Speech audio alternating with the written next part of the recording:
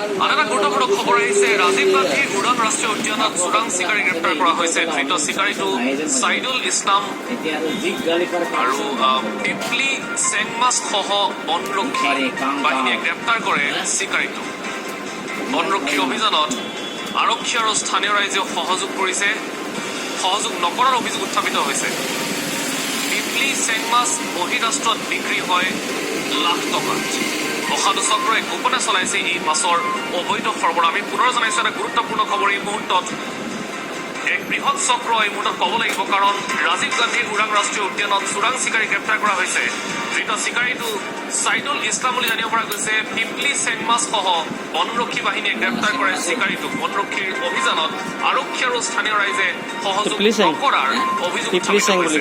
পিপলি চেংমাছ বহিৰাষ্ট্ৰত বিক্ৰী হয় বহু লাখ টকাত আৰু অসাধু চক্ৰই গোপনে মাছৰ অবৈধ সৰবৰাহ চলোৱাৰ অভিযোগ উত্থাপিত হৈছে।